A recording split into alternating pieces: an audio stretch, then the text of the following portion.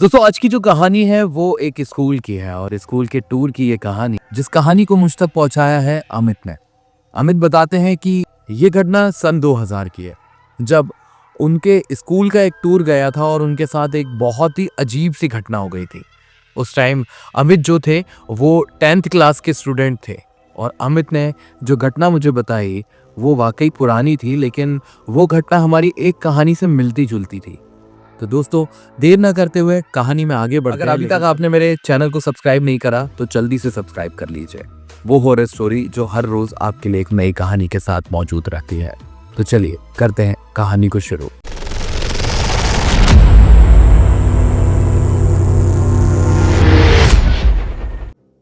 दोस्तों इस कहानी में 3 दोस्त हैं, अमन, अजय और शिवम।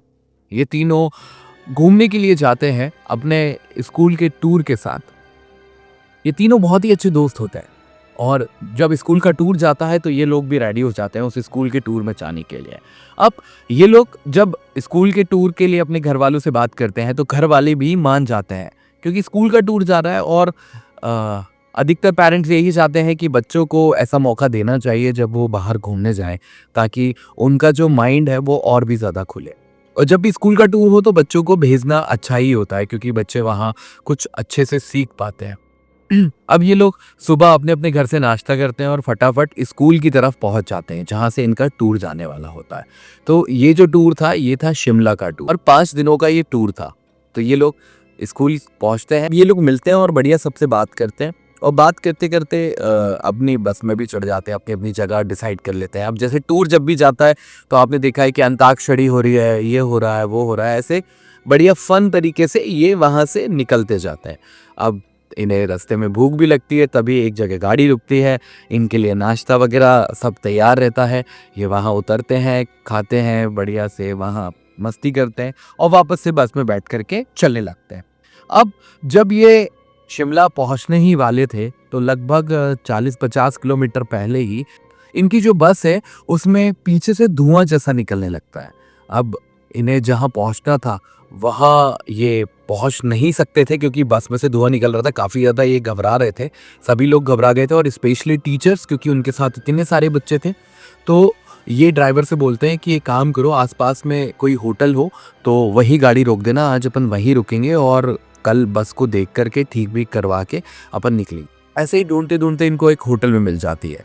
होटल की तरफ ये आगे बढ़ते हैं, वहाँ जाकर के रूम वगैरह के बारे में पूछते हैं और इन्हें आराम से रूम भी मिल जाता है।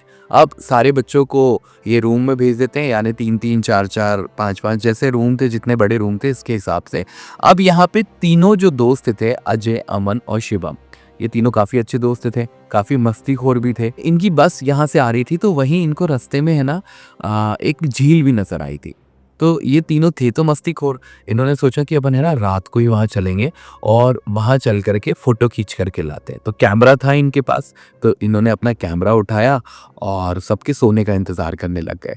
खाने पीने की छोटी मोटी व्यवस्था हो गई थी तो इन्होंने कुछ खाया वाया और ये वहाँ से तीनों चुपचाप निकल गए उस रास्ते। अब जब सब लोग सो गए थे और उस होटल के रिसेप्शन पे भी उसने देखा कि जो व्यक्ति है वो सो गया है, तो ये तीनों चुपचाप जंगल के अंदर झील की तरफ जाने लगे जहाँ से रात के समय उस झील की आवाज़ आ रही थी। मतलब बहुत साफ सुनाई दे रही थी कि पास में झील है। अब ये झील की तरफ धीरे धीरे धीरे आगे बढ़ते जा रहे थे और हैरानी वाली बात यह है कि इन तीनों को डर नहीं लग रहा था। भाई ये जंगल में अगर बच्चे जा रहे हैं, ये बहुत बड़े तो नहीं थे, 10th क्लास के बच्चे थे, पर जंगल में जाते जाते कोई को डर ना लगे कैसे हो सकता है। पर ये तीनों निडर होकर के जा रहे थे क्योंकि ये ऐसे ही जगह पे रहते थे जहाँ इनको इस तरह का डर कभी लगा नहीं था और यहाँ भी ये सीधे सीधे सीधे सीधे जाते जाते हैं। अब इनको झील की आवाज़ तो आ रही थी, लेकिन ये जितना भी आगे जा रहे थे उतना ही इनको ऐसा लग रहा था कि झील अभी वही है और हम चलते ही जा रहे हैं, मतलब हम बहुत ज़्यादा चल गए, इतनी देर में तो आ जाना चाहिए थी। अब आगे अजय और शिवम जा रहे थे, अमन इनके पीछे पीछे था। तभी अजय और शिवम मुड़ करके देखते हैं तो अमन जो है वो गायब हो चुका है। अब इनको जब अमन नहीं दिखता तो ये बहुत ज़्यादा डर जाते हैं और आवाज़ लगाते हैं, अमन अमन अमन। अब अमन इनको कहीं भी नजर नहीं आता, ना अमन का वापस कोई जवाब आता है। तो ये वापस पीछे मुड़ करके आने लगते हैं कि अमन कहीं इधर उधर रास्ते में गिर तो नहीं गया, क्या हुआ होगा, ऐसे कैसे गायब हो सकता है। मन में ये भी चल रहा था कि अमन यार मजाक मत करे यार, छुपा हो तो बता दे यार, देख अब डर लगने लगा यार भाई, ऐसे मत कर। मतलब इस तरह से ये दोनों बोल भी रहे थे, अजय और शिवम। अब धीरे धीरे धीरे ये लोग वापस आते जाते हैं तो इनको एक चीज और महसूस होती है कि यार इतनी देर हो गई, हम शायद अब मतलब हम शायद बहुत ज्यादा चल लिए, इतनी देर में तो हमारा वापस से वो होटल भी आ जानी चाहिए थी। अब जब ये आगे जाते रहते हैं तो इनको किसी के रोने की आवाज़ आती है और ऐसे डंडे से वहाँ एक प्लास्टिक का बर्तन मतलब बाल्टी वाल्टी टाइप से कुछ पड़ा, उसको ऐसे पीट रहा और कोई रो रहा है। तो इन लोगों को सुन कर के बड़ा अजीब लगता है। जब ये देखते हैं ऐसे, ये थोड़ी सी ऊंची जगह पे है और वो जो जगह थी वो नीचे थी। जब ये वहाँ ऐसे करके देखते हैं कुछ झाड़ियों के ऊपर से, तो इनको नजर आता है कि वो जो बंदा रो रहा है वो कोई और नहीं बल्कि अमन है। तभी अजय आवाज लगाता, अमन अमन भाई क्या हुआ, क्यों रो रहा है?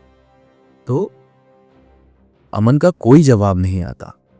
तो अजय और शिवम उतर के अमन के पास जाते हैं और अमन ऐसे नीचे मुंह करके ऐसे बाल्टी ठोकते ठोकते बहुत तेज तेज रो रहा है। जब शिवम बोलता है कि अमन क्या हुआ, और जब अमन ऐसे नजरें उठा करके देखता है तो मानो अमन की आंखें ही किसी ने निकाल ली हो, मतलब उसकी आंखें ही नहीं हो। और ये जो चेहरा है ये एकदम सफेद हो गया है, मानो इस चेहरे से किसी ने पानी निकाल दिया हो। ये चेहरा एकदम सफेद सा पड़ गया है। ये देख करके ये दोनों पीछे हटते हैं और एकदम से डरते हैं।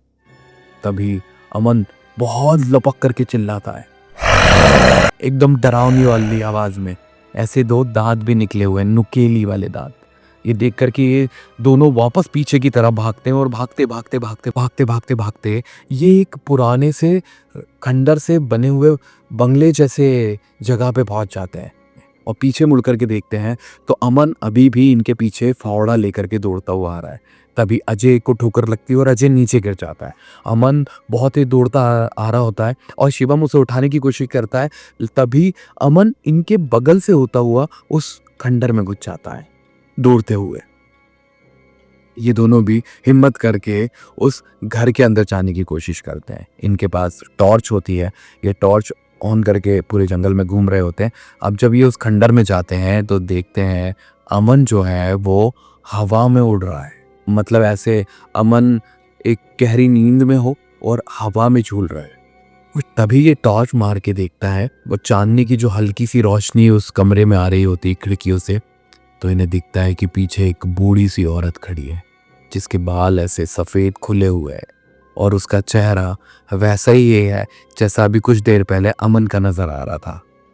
लेकिन इस बार अमन एकदम सही है और ये चेहरा उस औरत का नज़र आ रहा था जिसकी आंखें गायब है, जिसका चेहरा सफ़ेद पड़ा हुआ है। ये देख करके ये दोनों बहुत घबरा जाते हैं। ये लोग अमन के पास जाते हैं और अमन को जा करके उठाते हैं, अमन अमन अमन। तभी वो औरत उसी तरीके से चिल्लाती है जैसे अमन चिल्लाया था और उसे इस तरह से चिल्लाते हुए देख करके ये लोग दौड़ करके उस बंगले से बाहर आते हैं और भागते भागते उस झील के पास पहुंच जाते हैं। ये लोग इतना डर गए थे कि उस झील के अंदर कूद जाते हैं कि उधर निकल जाएंगे, लेकिन ना जाने कैसे उस झील के अंदर कुछ ऐसा था जो इनको अंदर खींच लेता है। तभी करते कुराते शिवम जो है उस झील से बाहर निकल आता है, लेकिन अजय उस झील में डूब करके मर जाता है। और ये देख करके शिवम वहीं बेहोश होकर के गिर जाता है। जब सुबह शिवम की आंखें खुलती है तो शिवम अपने होटल के कमरे में होता है। तभी उसे नीचे बहुत ज़्यादा शोर सुनाई देता है। इस बार वो खिड़की से झांक करके देखता है तो नीचे स्कूल के लगभग सारे बच्चे हैं और वहाँ दो बॉडी है जिनके ऊपर सफ़ेद कपड़ा डला हुआ है। ये देख करके ये बहुत घबरा जाता है और दौड़ता हुआ नीचे जाता है। जब ये नीचे जाता है और देखता है तो वो जो दो बॉडी थी वो कोई और नहीं बल्कि अमन और अजय ही थे। इसे ये समझ में नहीं आया कि मैं बेहोश होकर के वहाँ गिर गया था, यहाँ कैसे पहुँचा, ये बात उसे बिल्कुल भी समझ में नहीं आई थी। और स्कूल का कोई भी ऐसा व्यक्ति नहीं था जिसने उसे वहाँ से उठा करके होटल तक पहुँचाया हो। लेकिन वहाँ शिवम ने ये कहानी सभी को बताई। तब वहाँ के पुलिस वाले और वहाँ के जो लोकल लोग थे उन्होंने बताया इस झील के पास जो भी रात को जाने की कोशिश करता है उसके साथ ऐसी घटनाएं हो जाती हैं। ये बच्चे ना जाने कैसे वहां पहुंच गए और इनके साथ ये घटना हो गई। तब स्कूल के एक टीचर ने बोला कि ऐसा क्या है वहाँ पे। तब एक व्यक्ति ने बताया कि वहाँ जो बंगला है जो इन बच्चों ने देखा, इस बच्चे ने जो बताया, उस बंगले के अंदर एक औरत रहती थी। वो अकेली थी, उसके परिवार में कोई भी नहीं बचा था। लेकिन बहुत पहले की बात है, उस बंगले को हड़पने के लिए कुछ लोग पहुंचे और उन्होंने उस औरत को वहीं मार डाला। उसके बाद वो बंगला उन्होंने हड़प तो लिया, लेकिन कुछ ही दिन बाद उस बंगले में उस औरत की आत्मा भटकने लगी और उसने उस बंगले में जितने भी लोग आए थे हड़पने के लिए उन सबको एक एक करके भगवान के पास पहुंचा दिया। और उसके बाद आज भी रात के समय उस बंगले के आसपास या उस झील के पास कोई भी जाता है तो वो औरत उसे कभी वापस नहीं लौटने देती। ये सुनकर के टीचर बहुत घबरा जाते हैं और वो ये सोचते हैं कि कैसे ये बात अब हम अमन और अजय के घर वालों को बताएं। ऐसे ही धीरे धीरे वक्त बीतता जाता है। उसी स्कूल के ट्रिप में मौजूद था।